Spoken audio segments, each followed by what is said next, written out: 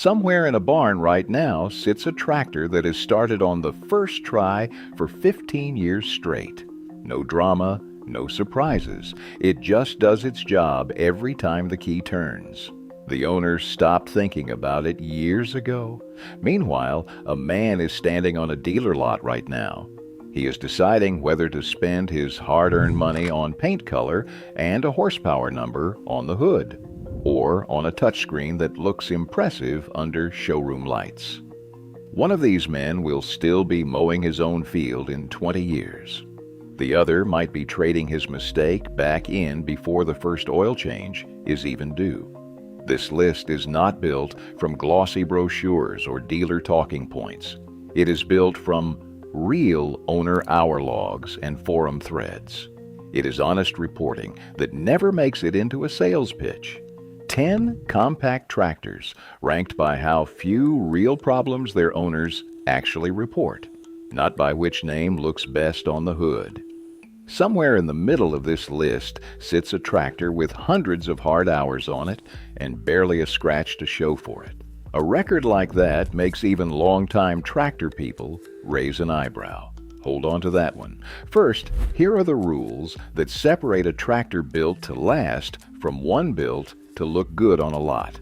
A tractor lives or dies by a few honest questions, not marketing copy.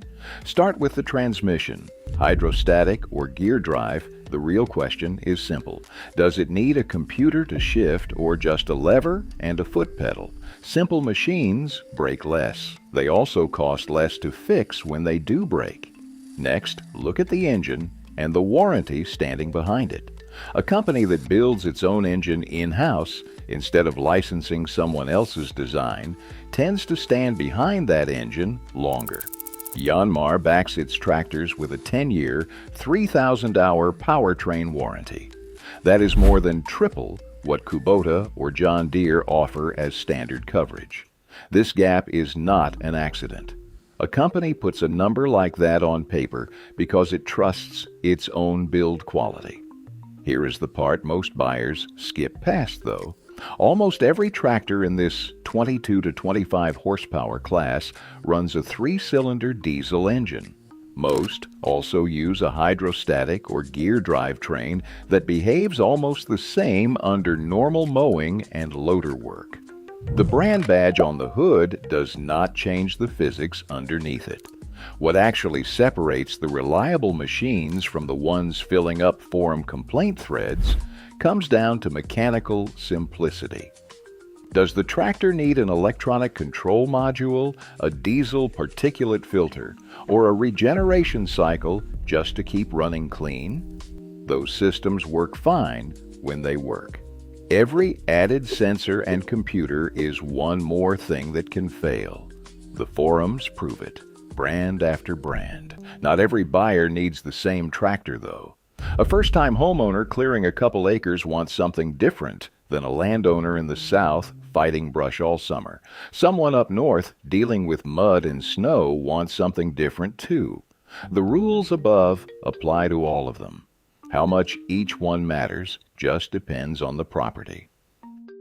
Down at number 10 sits the Bobcat CT 2025. It is a compact machine built by Dong, the same maker behind Kioti tractors, and it shares much of its frame and drivetrain with the Kioti CK 2610. Only the loader tuning and the Bobcat badge really differ. That badge carries weight from years of skid steer trust. Owners buy it partly because the Bobcat dealer is often closer than the Kioti dealer. Owners on tractor forums describe the CT 2025 doing everything asked of it without giving them trouble. The loader itself has drawn a few scattered complaints, separate from the base tractor, so it is worth knowing before signing. Underneath the paint, though, the core machine holds up fine season after season. This one hands off almost directly to its mechanical twin, sitting one spot up the list. Right above it, at number 9, is the Kioti CK 2610. It shares that same engine and chassis as the Bobcat. It also wears a reputation for a heavier frame and stronger front loader lift than similarly priced competitors. Forum owners single this model out by name. Several simply say they love their CK2610, and it has been great to own. Since it shares its drivetrain with the Bobcat above it, most of what applies to one applies to the other. That says something about how much of tractor reliability comes down to the engine rather than the sticker on the side. Buyers chasing a badge instead of a spec sheet are the ones most likely to pay extra for nothing extra. Number 8 belongs to the Mahindra E-Max 22, a subcompact with a cast iron frame under plastic body panels. Priced aggressively against the John Deere 1025R, many owners call it a more real tractor feel for the money. Owner sentiment leans strongly positive. One owner said it has done everything needed across 2.5 years on 8 acres. Discussion on owner forums suggests Mahindra draws more online complaints than some other brands, tied mostly to dealer prep and warranty response rather than the machine itself. A minority of reviews mention starting and fuel shutoff actuator quirks, enough to keep it a notch below flawless. Still, the pattern overall favors the tractor over the internet noise around it. A loud complaint thread does not always mean a bad machine. Sometimes it just means a bad dealer experience got blamed on the wrong thing. Now for the tractor that earned its spot on this list on pure numbers.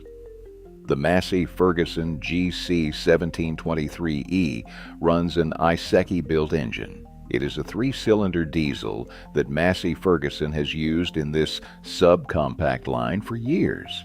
Dealers often quietly push it once a buyer's first choice brand runs short on warranty support.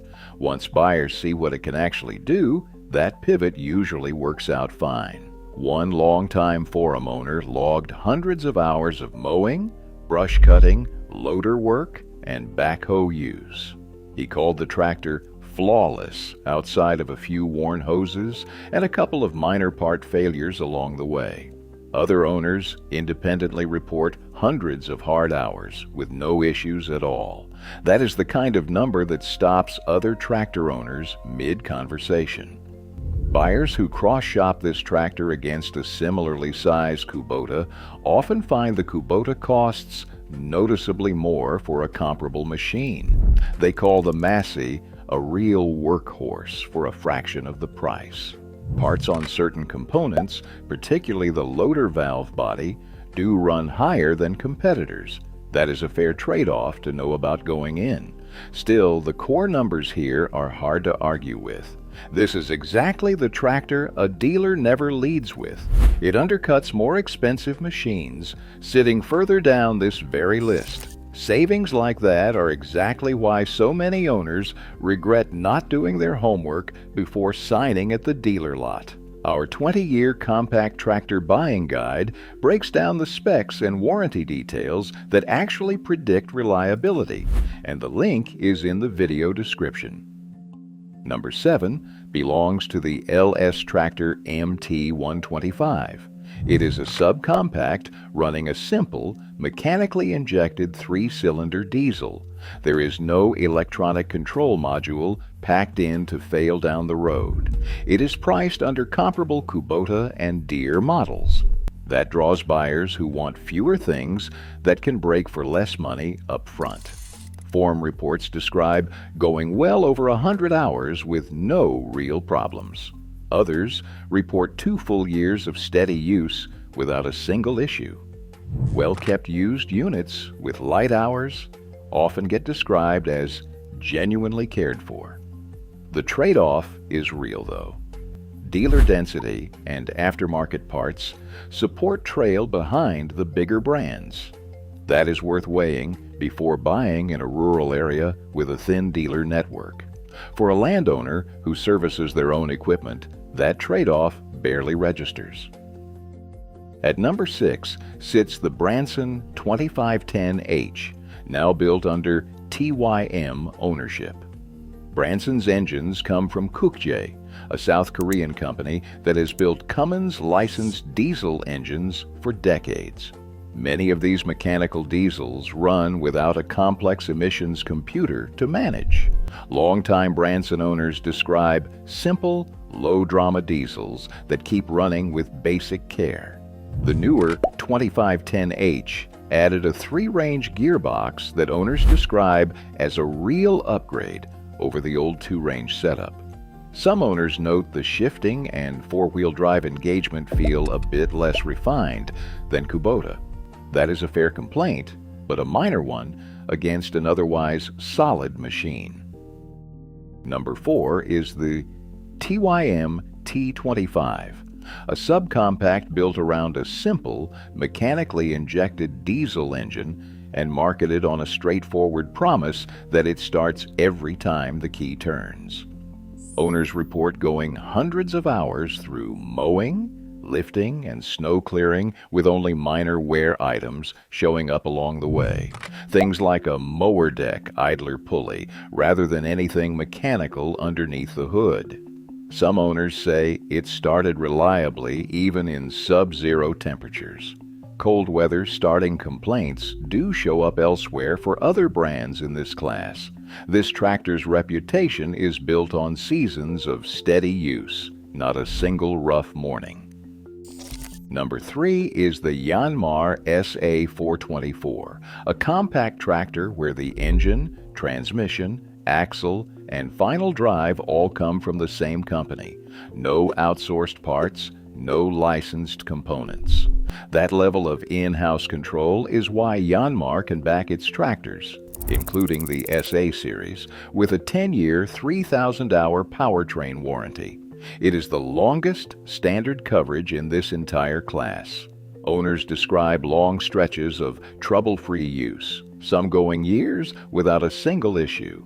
A minority do flag transmission and loader arm flex on specific units.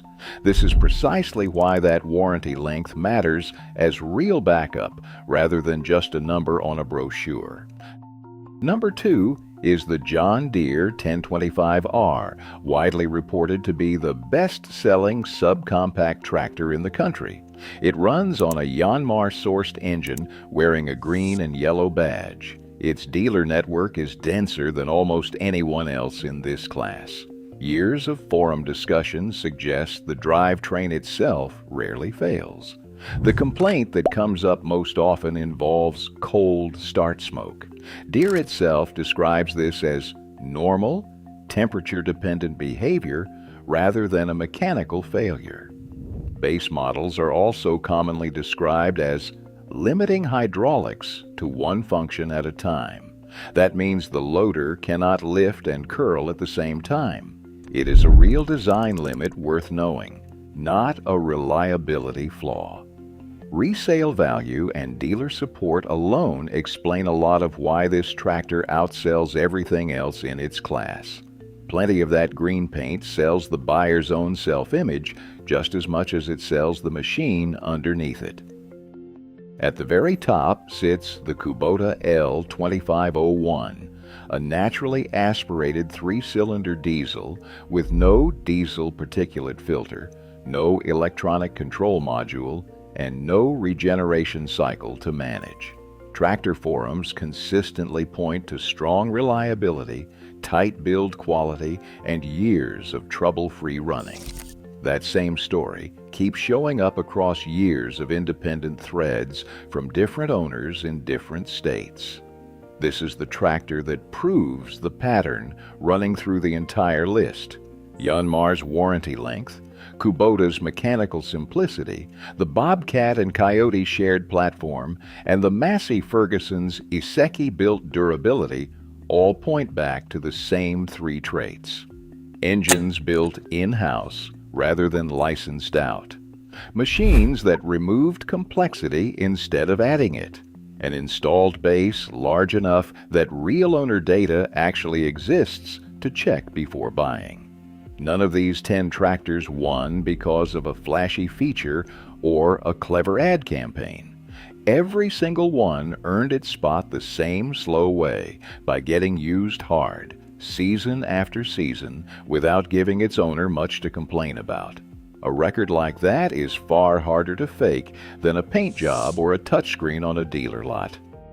That tractor still starting on the first try every morning was never lucky.